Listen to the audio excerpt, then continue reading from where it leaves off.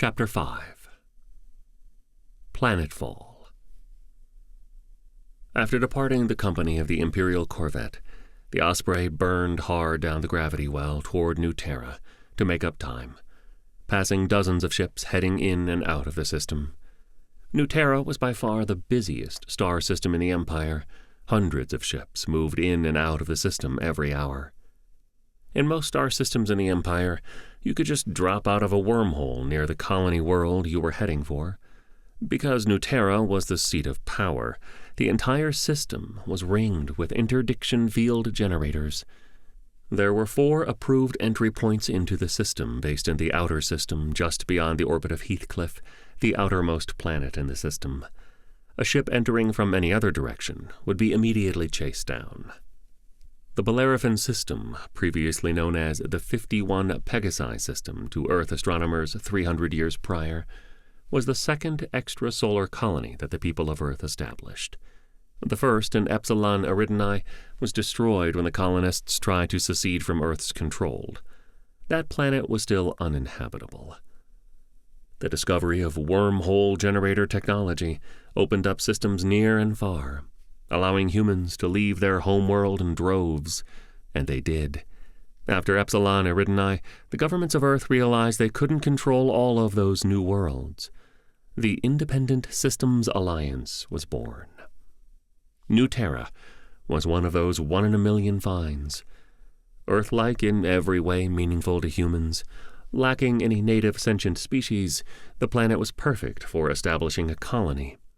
Plants and animals native to Earth took to the planet with ease. The population of New Terra exploded, as emigration was open to all of Earth's countries. The orbit over New Terra was one of the most congested that Jax had ever seen.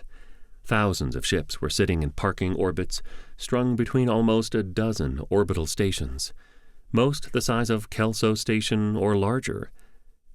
One in particular was coming around the planet.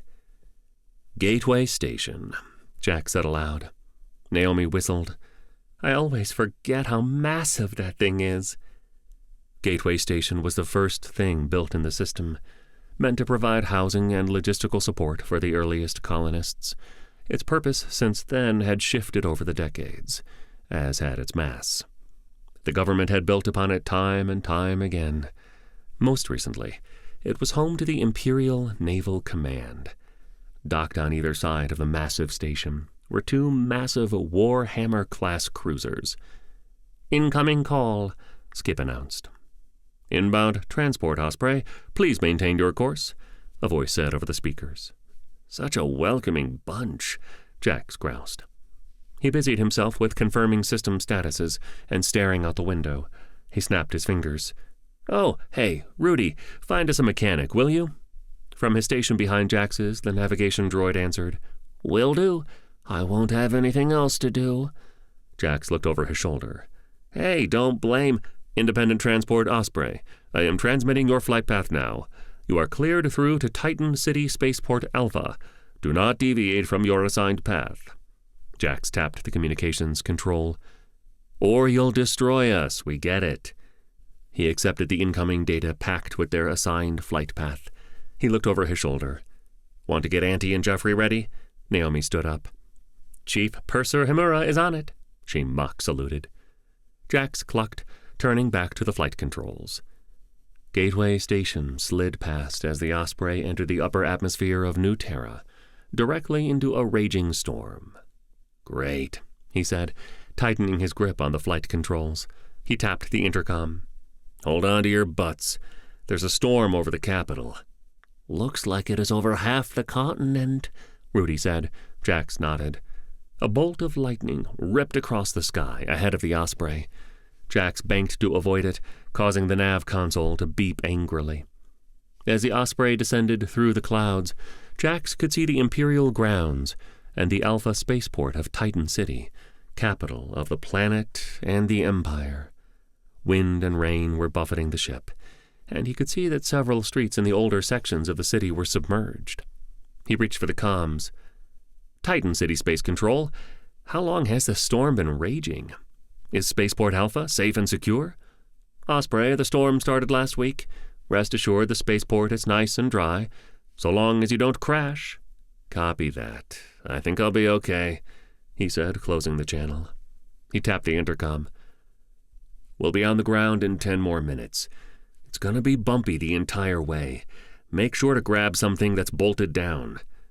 Down in the common area, Baxter was moving luggage around. "Did you even use any of this?" he asked, turning his matte black face to Governor Singh. The ship lurched, forcing him to drop one of the bags to catch the governor as she lost her footing. The old woman clucked as she straightened up, bracing herself on the magnetically affixed combat droid. "Oh, no. Most of this is for the summit." Naomi frowned. "How many saris do you own?" Jeffrey made a face from the kitchenette. "Don't ask." The boarding ramp hit the Duracrete with a thud, splashing water. Jax was the first down. The Osprey was sitting in a ring of lights on landing pad D9 in the executive landing area of the Alpha spaceport, the largest spaceport serving Titan City. Rain was falling everywhere. It ran in rivulets from the wing roots as the ship acted as cover, funneling the rain into thick waterfalls. Governor Singh and Jeffrey came down, followed by Naomi. All three had luggage in hand and under arm. From up above, safely inside the ship, Baxter said, "Have fun." The boarding ramp folded as it rose. A hover car arrived. Once it came to a stop, 2 well-dressed women got out, each opening an umbrella. "Governor Singh," the shorter of the two said, coming forward. Governor Singh bowed her head. The taller of the two opened the car door. "This way, ma'am." As everyone filed into the car, Jeffrey asked, Our luggage?" They had left it piled under the ship out of the rain. "Another car is on its way. We'll make sure your luggage gets delivered to your rooms," the shorter of the two said as she closed the door, sealing the 4 of them in the back of the luxury vehicle. The car lurched slightly as it sped away from the landing pad on a cushion of its grav field. Jax opened a small compartment. He turned to the others, smiling. "Booze." This is fancy. The hover car dropped them off at the Imperial Guest House, a building with a very misleading name. The Imperial Guest House was closer to a 6-star hotel on the 5-star rating system. It was how the Emperor showed off his power and largesse to visitors. "Damn," Jax whispered, helping his adopted aunt out of the hover car. "You always stay here?" The older woman looked around, then grunted. "Last time I was here, this place was being renovated. The Emperor had us all stay in the palace." Naomi looked around. "Hard to believe this is the consolation prize." As the porters came out to greet them, she turned to Jax. "I'm going to go check out the city. Look around." The luxury car pulled away silently. Jax raised an eyebrow but said nothing. She nodded, snatching an umbrella from a valet's hand, and walked off toward the bustling metroplex that was Titan City. Jax turned to Governor Singh and Jeffrey. "Okay, let's check this fancy joint out." "Jackson, I've been here before, remember?" the governor said as the trio entered the lobby. The lobby of the Imperial Guest House was enormous, not just figuratively. It was at least 3 times bigger than the widest deck on Kelso Station. Admittedly, that said little, but it was still impressive. There was a restaurant off to one side, concierge on the other, and several rental desks for all manner of tourist excursions. While the guest house was the height of luxury, it apparently still had its share of wealthy tourists and their children. The check-in desk was all dark marbled wood, and what looked to Jax like solid gold accents. "Hello, are you checking in?" the young, dark-skinned woman behind the counter said as Governor Singh approached. "Governor Niti Singh, Kelso Station." She gestured to Jax and Jeffrey, "and the party." The woman consulted her display screen. She looked up. "Welcome back, Governor." She looked at the 2 men. "And welcome, gentlemen." Jax opened his mouth but slammed it shut when Jeffrey elbowed him. The check-in clerk busied herself at her terminal for a bit, then looked up again. "You're all set. I've sent your access credentials to your G-phones." On cue, all 3 devices chimed. Jax looked at his device. "Cool, high floor. Hope we're not near the ice machine." He picked up his duffel bag and walked off toward the bank of elevators. The governor and Geoffrey followed, the latter carrying 2 small carry bags, the former carrying none. "Naomi and I are in the suite across the hall," Jack said as he opened the door to the suite assigned to Geoffrey and his aunt. "What's the plan?" The 2 filed in. Their luggage somehow was already in the room. Jax assumed his and Naomi's were in their room as well. The governor moved into the spacious suite. She walked to a central sitting area, dropping a tablet she was looking at down on the table next to her. "The summit begins tomorrow.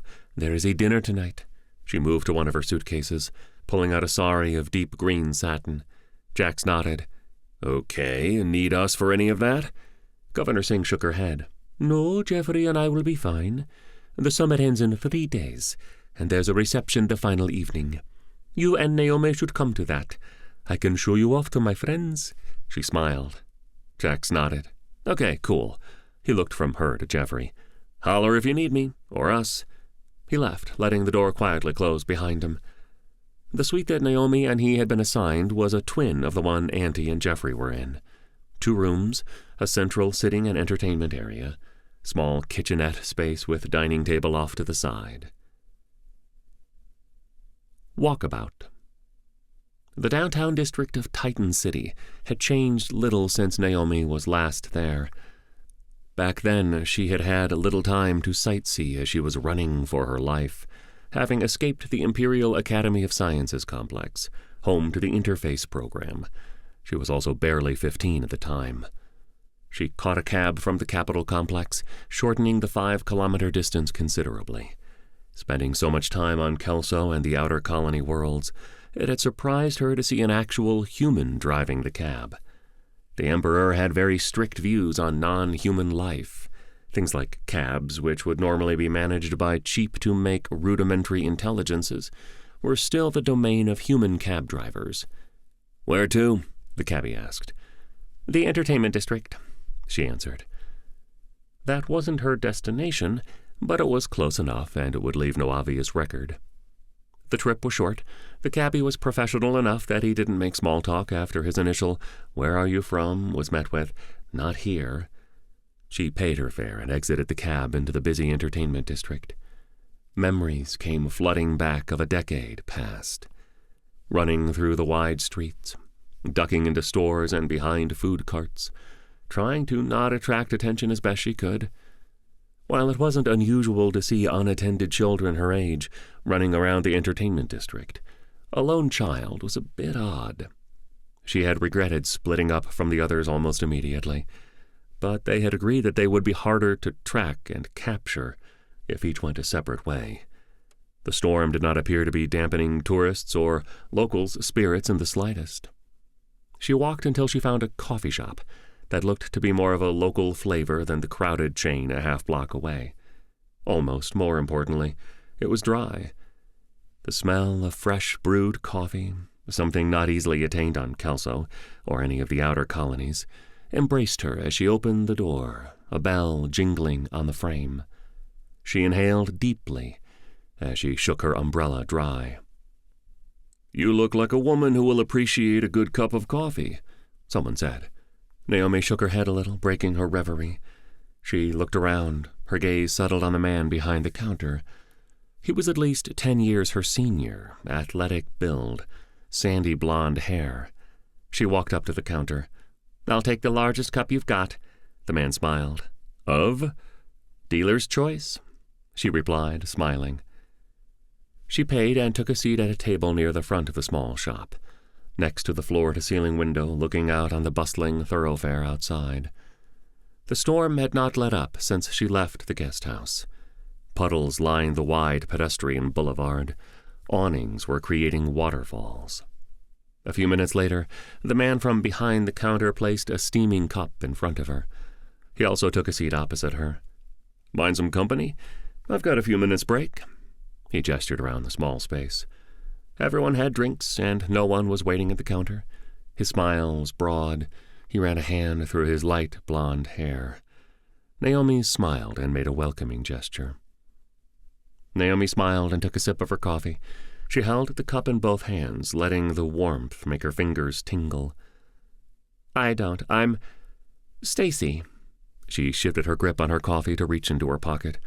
She found her G-phone and felt the biocircuits in her hand activate as she accessed her identity core and updated it, pushing her Naomi Himura identity into an encrypted archive, just in case.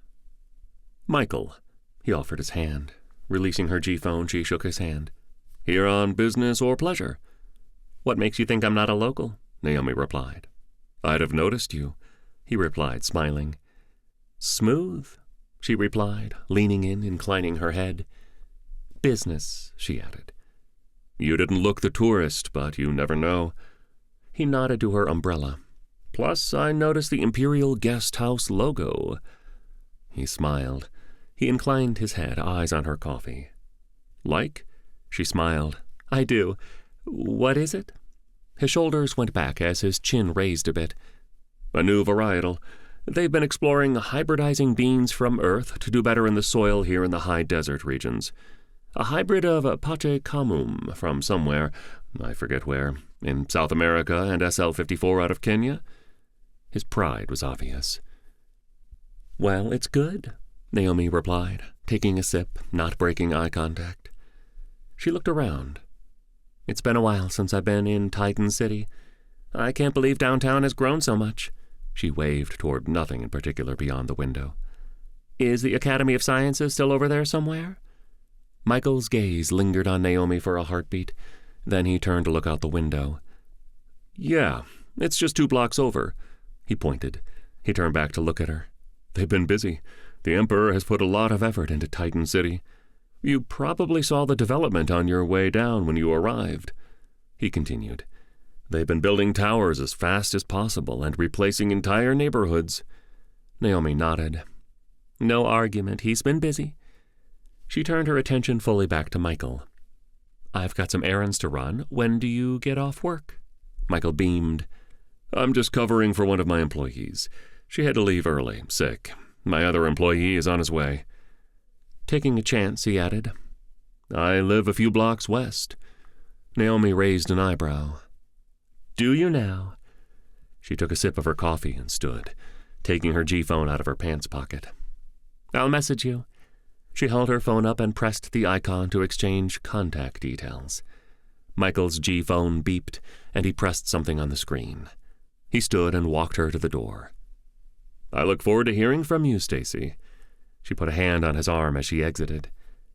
I look forward to messaging you. She winked. With a snap, she opened her umbrella and stepped back out into the torrential downpour. As she crossed the street, she placed a call. Hi, yes, I'd like to arrange a tour. I'm only here a few days. Not sure how busy you are. She sipped her coffee as she walked toward the Academy of Sciences.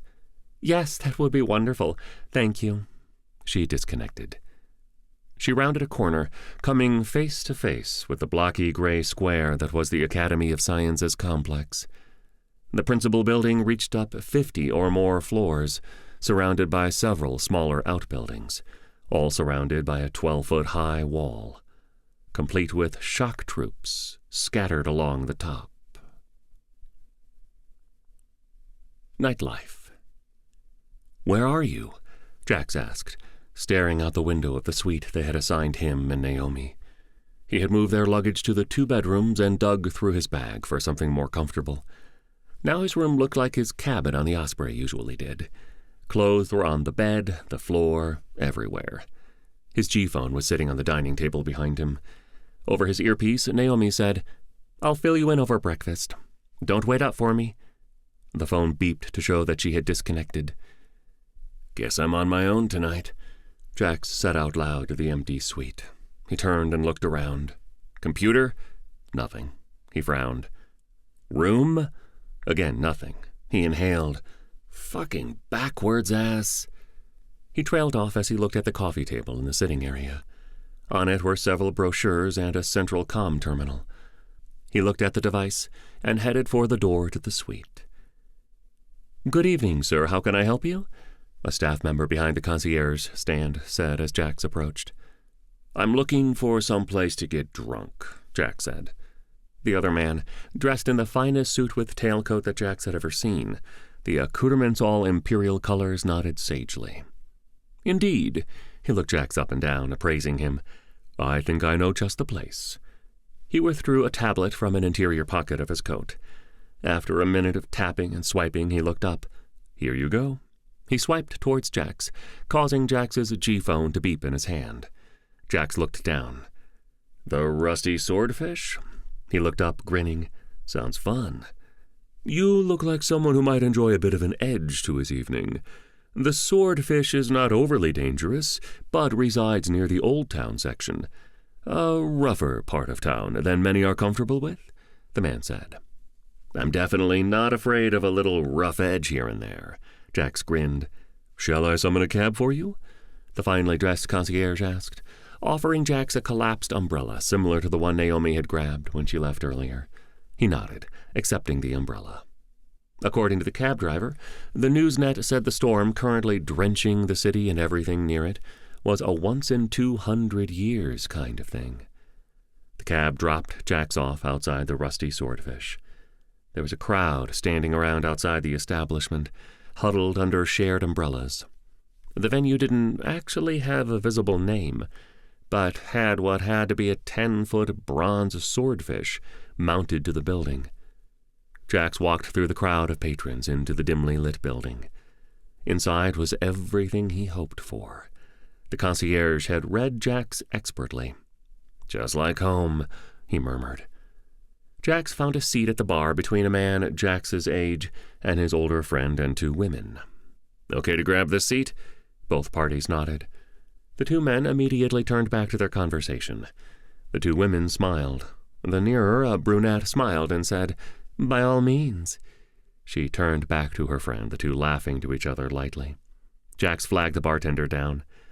"What's on tap?" "Beer?" The bartender, a heavy-set man, replied, not slowing down on his way to a group at the far end of the bar. Jax waited until the man came by again, but never got the chance, as the bartender continued on to a group of 3 women and a man at the opposite end of the bar. When the bartender came near again, the woman next to Jax shouted, "New Terra lager?" The bartender nodded, not slowing down. She turned, smiling. "He's more attentive to women. Might as well use the sexism." She offered a hand. "Julie." As Max took her hand, she added, "My friend, Maggie." Jax took the dark-skinned woman's hand as well. "Maggie." As they released hands, he said, "I'm Jackson." The bartender deposited a tall glass of beer and a data chip with the bill. Jax grabbed the glass and the credit chip. "Thanks," he shouted at the man's back. He turned to the two women. "Cheers." They both raised their drinks. Jax chatted with Julie and Maggie until the two had to depart. As they paid their bill and said their goodbyes, bemoaning having to be at work the next morning, Maggie held her G-phone out, swiping her contact details to Jax. "If you're in town for a bit, call me." She flashed a bright, toothy smile. The two women walked away, waving. Before the two vacated stools could cool off, 2 men dropped into them. The one next to Jax nodded. "Hey." Both were in suits, likely working downtown in finance, Jax guessed. He decided they were definitely bankers. Jax nodded back, saying nothing, his attention to his beer. He couldn't quite remember if it was his 4th or 6th. He wasn't overly concerned either way. The first time the man next to him excitedly bumped into Jax, he turned and mumbled an apology. A third man had joined the first two and was standing next to them. By the 4th excited bump, the apologies had stopped. Jax turned. "Dude, can you cut that shit out?" The man frowned. "Sorry, man, don't be such a baby." He beamed. "We're celebrating Uni Day." He turned back to his friends when Jax put a hand on his shoulder. "That's not for 2 more days, Jax pointed out. The man shrugged his shoulder out of Jax's grip. "Fuck off." He turned to his friends. "Little asshole. Probably some spacer indie loser." Jax inhaled, then tapped the man's shoulder. When the man turned, face red and angry, Jax punched him, instantly busting his nose. The 2 other men stared for a few heartbeats as their friend fell to the floor, screaming, as blood flowed from his nose. then pounced on Jax. The bartender, who had finally started to give Jax his attention, sighed.